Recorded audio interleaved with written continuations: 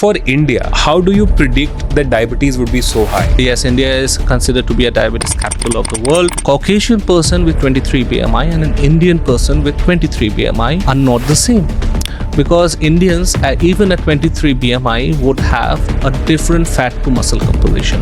So our lean mass or the muscle mass is much lesser compared to the Caucasian person. So we have more fat and less of muscle mass. So these things predispose us to a higher risk of diabetes in this particular subcontinent, Indian subcontinent. So we are inherently at a higher risk. Your diabetes has shifted from 40, 50, it's come down to 20, 25. When we were seeing patients, most of our patients would be more than 50 years of age.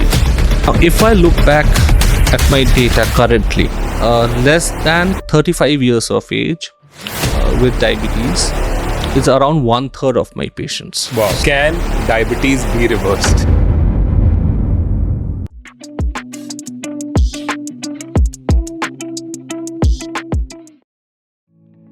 Dr. Gaurab Bhaduri, welcome to Infinite Health. I'm so excited to have you here today. Yeah, thank you, Anant, for inviting me today to talk on this topic. So, what is diabetes? So whenever we use the term diabetes here for this discussion, so we would mean mostly type 2 diabetes unless otherwise we mention it.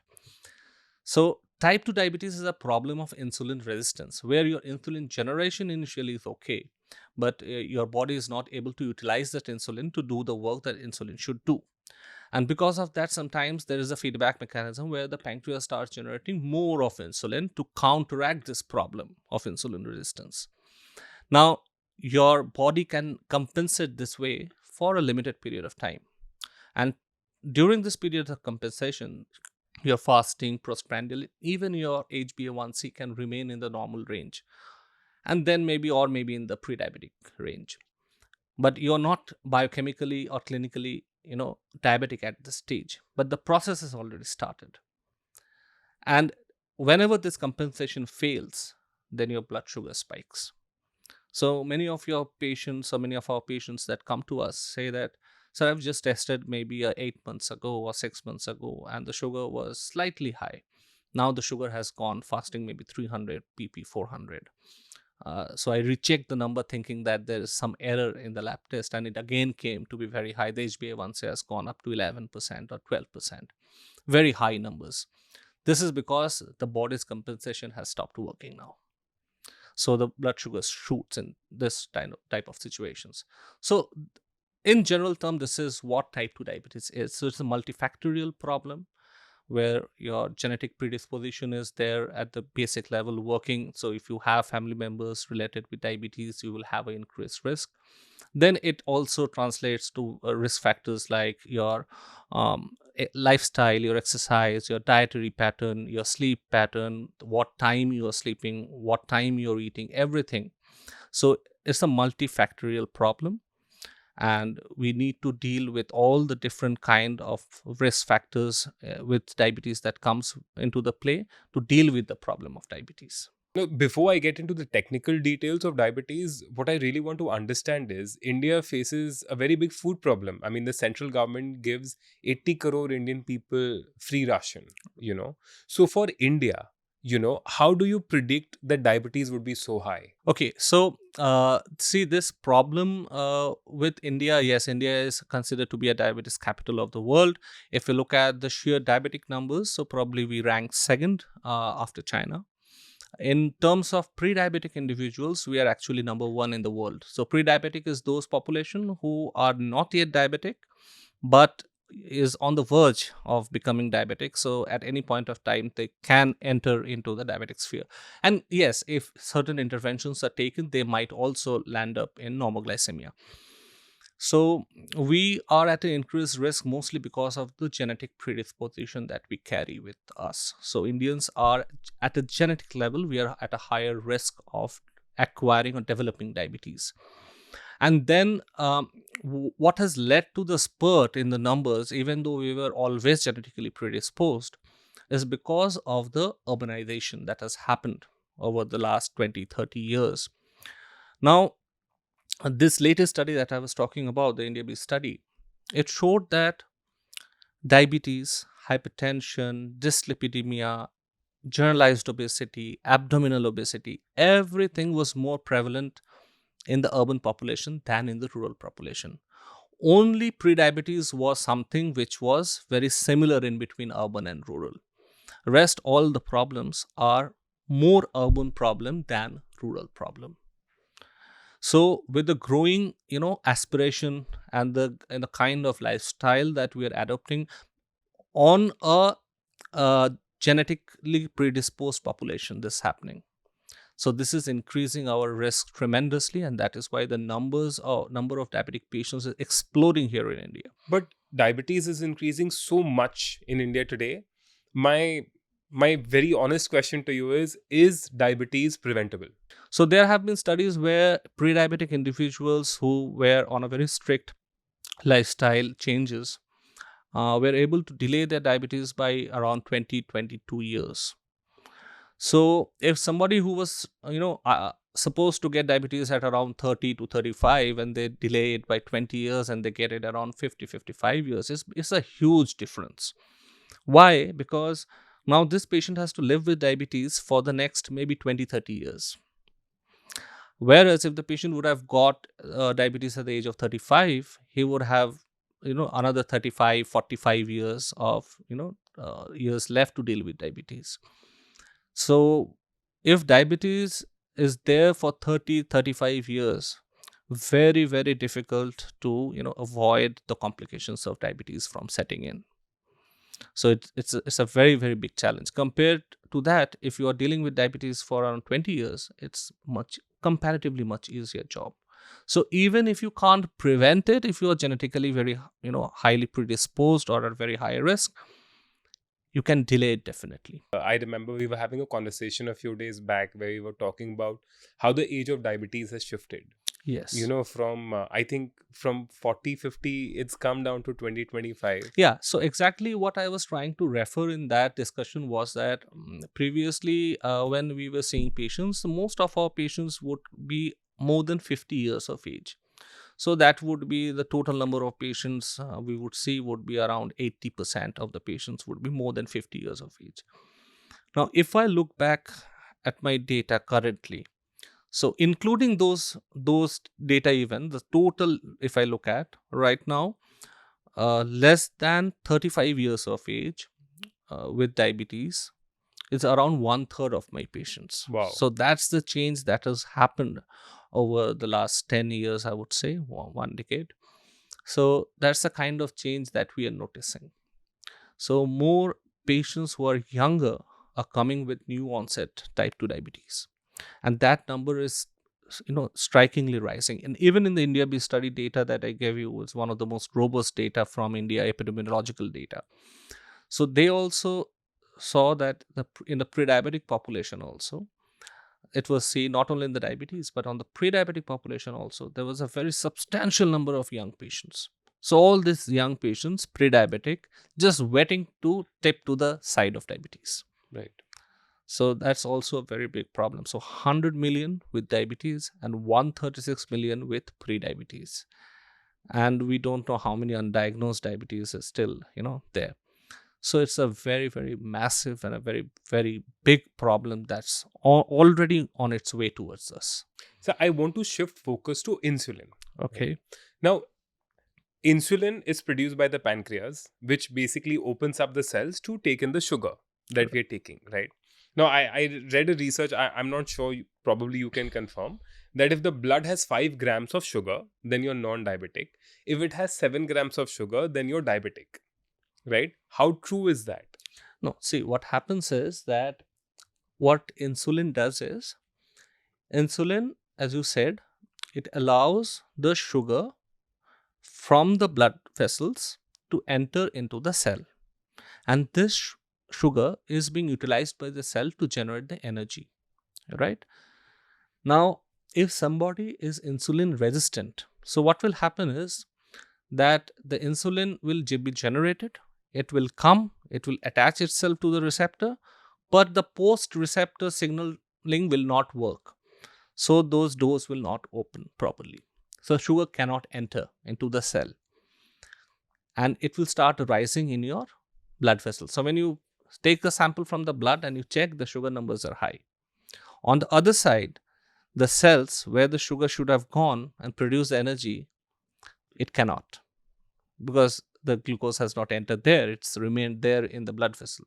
So one side the patient is lethargic, it sends signal to your brain that we are not able to produce enough energy, send more glucose. So patient eats more of sugar because there is a craving from the ours from the brain. There is this signal to eat more of sugar because it cannot generate energy. So the patient also starts having sugar cravings when the blood sugars are very high. So when we treat these patients and their blood sugar comes down, patients tell us that the sugar craving has reduced. Okay. Previously, he used to go and open the fridge at night and take some sweets out and eat. Now he's not doing it because the sugar craving has gone down. Because now the glucose is entering into the cells, producing the energy. So one side you feel lethargy because adequate energy metabolism is not happening. On the other side, your blood glucose levels goes up and sometimes very high. But I actually have a two-part question to this. Like, my first part of the question is, if you have enough sugar, right, can your body produce all the insulin that is required to bring out that sugar? Yes. So if a patient is non-diabetic, so your body will produce exactly the amount of sugar, insulin needed to tackle the sugar that you have taken, and it will bring it down into a normal level. Okay, so that's the homeostasis it will try to maintain. If you eat something which is simple sugar or very high glycemic index food, naturally your insulin will spike. But it will spike, it will rise, and it will bring it down. But if you are diabetic, then even though your body produces the insulin during the initial part, later on there might be some deficiency in the insulin production capacity to compensate. But even though your production is quite decent, your insulin cannot work properly. So there is that problem is there in type 2 diabetes. Because my second part, and the reason I asked this first part, was there's so many people I know who feel lethargic after eating. Right? They feel like I'm sleepy. Do you feel like all these people who are lethargic have some form of insulin resistance? Not necessary, because whenever you are eating a heavy meal, so it's your entire blood flow or circulation is towards the your body is actively trying to metabolize that food. So it's a natural consequence that you might feel a little bit of sleepy after a very heavy meal, and it happens with everyone. But what happens with diabetic patients is you tend to feel lethargic all the time, not only when you are having a meal, because your body is not able to metabolize that glucose which should have been metabolized to produce the energy. It cannot do it because it's remaining in the bloodstream and causing all the kind of damage to the endothelium and spreading across the systems and affecting your liver, heart, kidney, skin, eyes, nerves, everywhere. But it's not able to do the work it should. Okay, so you feel lethargic throughout the day. But the problem is with type 2 diabetes that 80% of our patients are asymptomatic. So there is no symptoms. The symptoms come only when the sugar levels are very high. Okay, so the issue of lethargy, which is significant enough for the patient to get motivated to testing, right? Or the polyuria, polydipsia, the increased frequency of urination or increased thirst or the body weight loss. This usually starts when the numbers are very high. So how long does it take to develop diabetes? Like, does it happen over decades, or is it like there's a moment in time when your insulin just becomes a little faulty and can't take care of all the sugar in the blood? Yes. So what happens is that most of the studies that we have is it's believed that at least 5 to 7 years before your fasting and the pp starts going up, the process of insulin resistance and the compensatory changes has already started. Right. But you cannot pick it up at that stage because your sugar levels will still be normal, or maximum you will be pre-diabetic maybe a couple of years before that. But usually at that period of time, your body is able to compensate for the insulin resistance. When the body is unable to compensate for the insulin resistance, there's a mismatch, then the sugar goes up, and then you get diagnosed as type 2 diabetes. So usually the process starts 5 to 7 years before the clinical diagnosis. Because the reason I'm asking is because, like, we had this conversation just 10 minutes ago where we said that the population of people who are getting diabetes or insulin resistance is much younger, like 20-25. Right. And so many young people watch this podcast. Okay. I mean, because I wanted to understand what should they do? What are the basic tests that they should do to diagnose themselves as pre-diabetic or diabetic early so that they can start taking care of themselves? Yeah. So if say right now universal screening is not recommended, because that's it's a huge burden on the resources of a resource limited country like India. So what we suggest is that any person who is at a high risk of getting diabetes, so somebody's family members are already affected, or there's a cardiovascular history of premature cardiovascular disease in the family, so or somebody like a woman who has got a gestational diabetes in the pregnancy and then it recovered, so these are high, or obese patients. Okay, so these are at high risk patients, so they should get themselves tested. Okay, so and annual testing would be very nice if somebody can afford it, because I'm talking about the age band of around 25-30 years if you start testing. But at least if you are seeing absolutely good numbers, at least in a couple of years, 2 to 3 years at least, you should recheck the fasting. You should check the fasting blood glucose. You should ideally do a oral glucose tolerance test. So you take a 75 gram of anhydrous glucose or around 82.5 gram of glucon D, and then 2 hours post that glucose load you check the blood sugar. So that's the oral glucose tolerance test. And that happens only in a clinic or a hospital. Yes, yes. Because that exact measurement needs to be there, and then you need to draw the blood. So what about insulin test? And so insulin test we don't need, because very difficult with estimation of serum insulin to understand what's going on inside. So clinically, if you have to diagnose diabetes, you'll have to rely on the fasting, the oral glucose tolerance, and the HbA1c. Again, the HbA1c is a little bit more complicated test to perform. So from a good reputed laboratory who has skill in performing a HbA1c, which can be relied upon. So you can do an HbA1c, and you can check these three parameters to see where you are currently.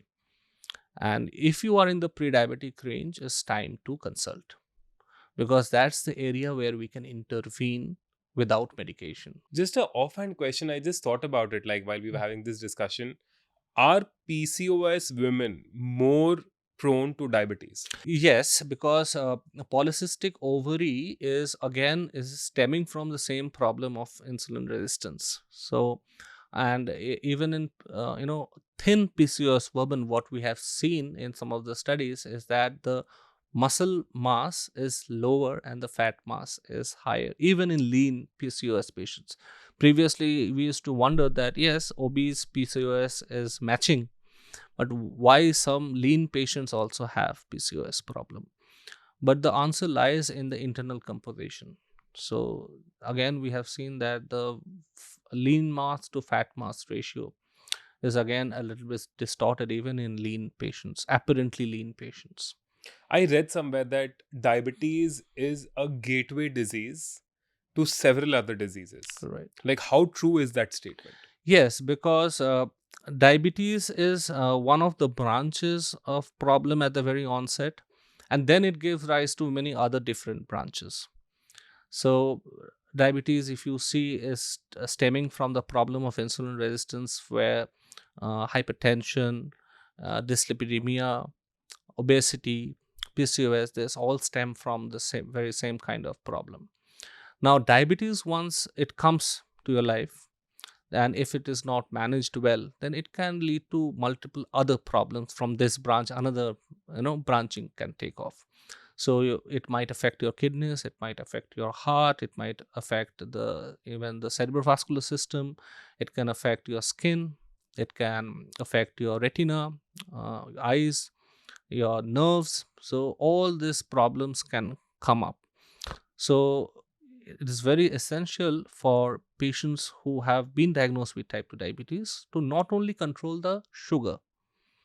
Okay, so it's very important that we also take care of these ancillary things that come along with diabetes. So only sometimes patients come to us for the first time, maybe getting treatment, already getting treatment, they want a second opinion, they come only with a fasting pp. So that's hardly of any use sometime, because we need to look holistically at the entire spectrum. Okay, so not only we are dealing with a sugar number, diabetes is not only sugar number. So diabetes, we have to take care of your blood pressure, sugar numbers is obviously essential, and not only fasting pp or hba1c needs to be checked in those situations. And your cholesterol levels again are very important, because your cardiovascular risk reduction will come significantly from controlling the cholesterol.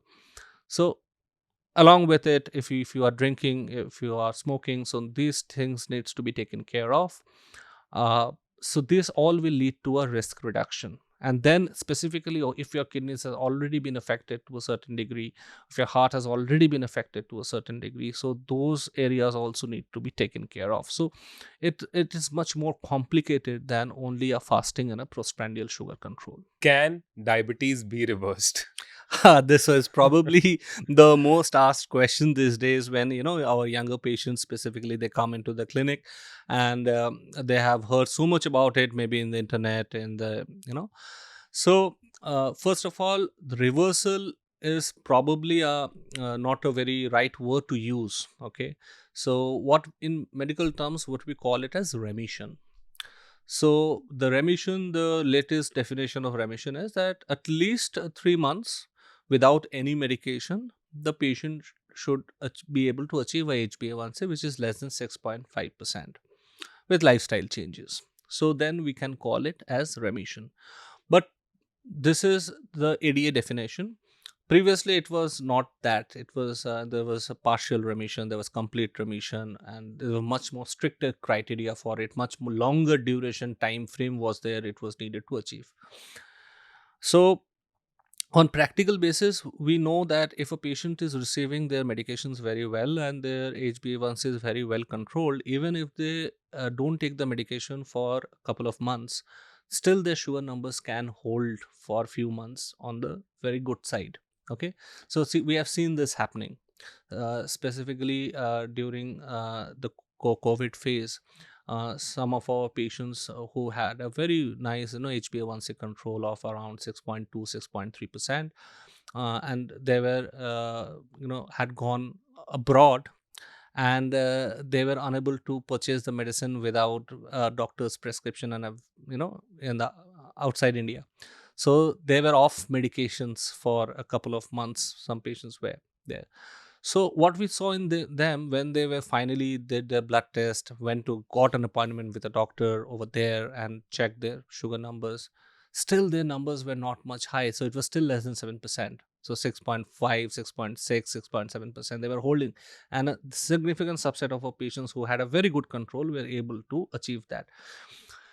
So only 3 months definition, I have a little bit of problem with that. But the biggest body of diabetes, the American Diabetic Association, has given that definition as of now. They've changed their previous definition. Now remission is also a very difficult job to achieve. Diabetes is reversal is probably not possible. It's an irreversible disease, but remission is possible, but in a very select subset of the patients that we see. So young patient, mostly who are obese, they have to be obese on one side, and they will need to have a motivation to lose weight on the other side, so that we can enroll them for remission at all. And then they need to have their HbA1c very modest elevation. Very high elevation we will not consider for remission at the initial stage. So maybe HbA1c in around 8, 8.2, 8.3. So in around this less than 8.5 HbA1c, young patient, new onset within the first 1 to 2 year, obese, motivated enough to follow the lifestyle changes to reduce the body weight, these patients can be a candidate for remission. And even those who agree, very few people are able to carry it on that process of lifestyle restriction and changes in their life to bring about actual remission. And even in the patients who achieve remission, most of the patients are not able to hold on to it. Okay.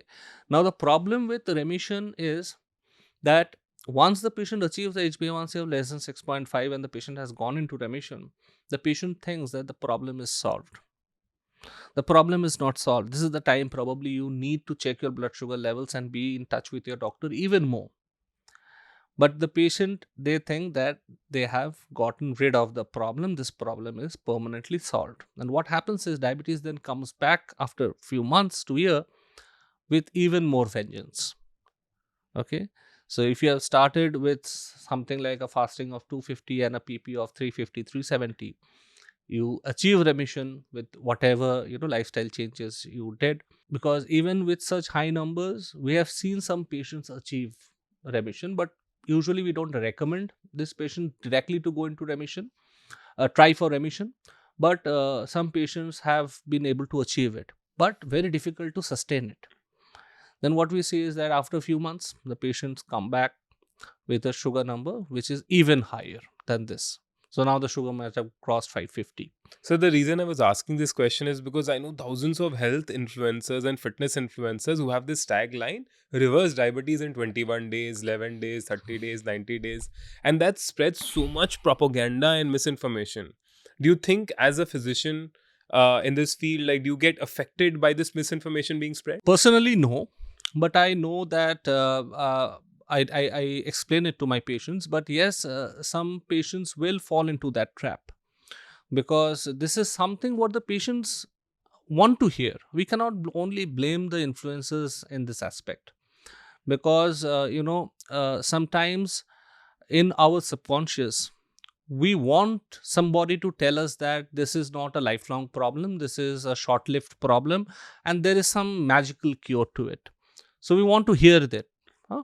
So this is our biasness, that whenever we find someone who is saying what we want to hear, we jump into that, right? So we readily accept that, versus someone who is telling you that very old boring stuff, to see that very difficult to achieve remission.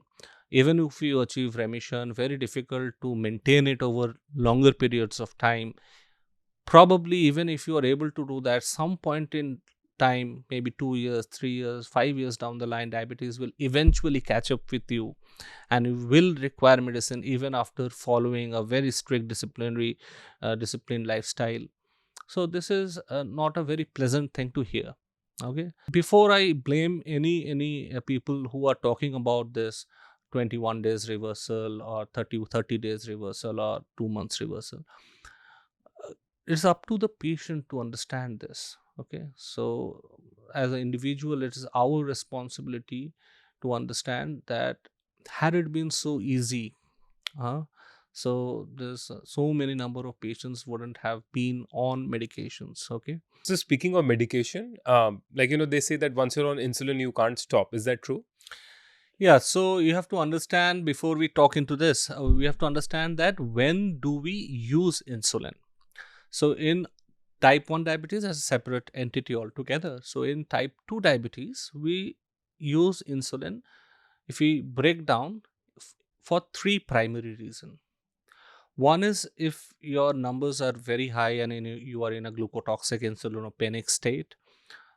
So we use insulin in that situation for a short duration of time, maybe 3 to 4 weeks, and then get you back on oral medication. So here you don't need to continue insulin for very long duration of time. Short duration, get the sugar into control, back into oral medication. Second is we use insulin when the oral medications are failing.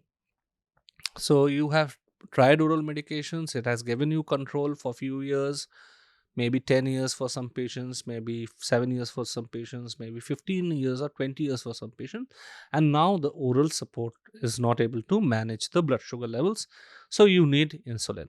right now. So if you are using, because there is a oral failure, oral agents failure, then obviously you are using insulin, then you will have to use insulin for Life. very long duration, maybe lifelong.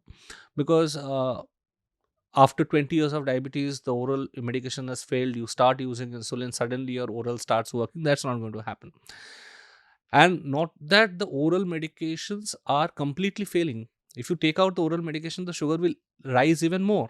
So they are doing their work, but they are not able to completely get your sugar into the control range. Right. So sometimes the insulin is added over and above the oral medication. So it's an additive in such some scenarios. Then on the third point where we use insulin is for safety.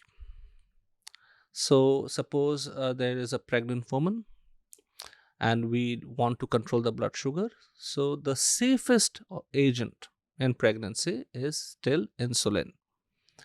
So if the patient is having, suppose, a severe renal problem from diabetes or from any other reason, and the patient has diabetes also, so you would want to use insulin to control, because it's safest for the kidney. And maybe uh, another agent like a DP4 inhibitor, which is also comparatively safe. You can try one insulin, one oral tablets to manage, or multiple insulin shots along with oral agents which are safe. So in this type of situation, is safety which is driving the insulin. So if it is a pregnancy, then once the patient is not pregnant and not breastfeeding, you can go back to oral medication, you can change. But if it is an irreversible process like a kidney damage which is permanent, so we'll have to use insulin for long periods of time, maybe lifelong. If the patient is in the hospital, okay, for some infection, maybe a chest infection, pneumonia, in the hospital, the doctor will use an insulin. But the moment the patient is discharged, the patient can go back to oral medication, or maybe 1 week to 10 days, the doctor will say that use insulin at home. When the infection completely go by, then you can go back to oral medication. So use of insulin, whether we need to use it indefinitely or whether we need to use it for short period of time, will depend on the case on which we are using the insulin. Right. So a very subjective matter. Because so many bodybuilders use insulin to, increase their muscle mass and lose a lot of weight. I mean, do you think that's very toxic for people? Oh, so I don't know about this bodybuilders using insulin, but insulin will actually increase your body weight. Or it will ultimately increase your body weight? Yes, it does increase your body weight, but uh, that we see in our patients also, in type 2 diabetic patients, when we are using insulin, specifically the prandial insulins, they tend to increase the body weight. The basal insulin also does, but comparatively a little less. So is that then a vicious cycle then? Like patients who are on insulin, if their insulin is increasing and if their weight is increasing? Yeah, but blood sugar control over there becomes more important than the weight gain. And for weight loss, we have different other oral agents to Right. tackle the body weight Right. loss. Understood. Okay, so we might try to counteract the increase of 3-4 kgs that might come with insulin with oral medication that will cause a 3-4 kg loss, and then finally neutralizing the effect of insulin on the patient. Now, the last thing that I want to come to before I let you go Okay. is my favorite topic, semaglutide, because it's like, as a research professional, it's something that's just exploded all over the world. Right. Ozempic, um, Wegovy, Ribellicis, is that the future of diabetes medicine? Yes, because I would say the future, yes, because this drugs have come of comparatively recently. If you track the, about six more than 60 years of metformin, so this is comparatively a newer age drug. But GLP-1 has come and evolved over time. So the GLP-1s that we initially had in India were the liraglutide, then the dulaglutide was there, the once weekly came. Semaglutide, again, the injectable, GLP-1, which came first in the US. It got the US FDA approval in 2017, I guess. And in India right now, we have the oral semaglutide available, right? So again, it's a class is same, the GLP or one receptor agonist. Uh, it is helpful in reducing the blood sugar in our type 2 diabetic patients. Along with that, it causes weight loss. Now, the injectable semaglutide that is available in the US, then it is marketed in two varieties. Uh, one of them is used for diabetes treatment, along with there is now label indication to prevent the major cardiovascular events in patients with established cardiovascular disease in type 2 diabetic patients. And then another segment is there where we are using it for weight loss in obese patients. So these two are separate class, okay, but the composition is same. It is semaglutide. The doses are a little bit different. Okay, the starting dose is similar, but once we up titrate and reach to the dose where the actual benefit would come, that doses are a little bit different in both this semaglutides that are available, and both of them are injectable.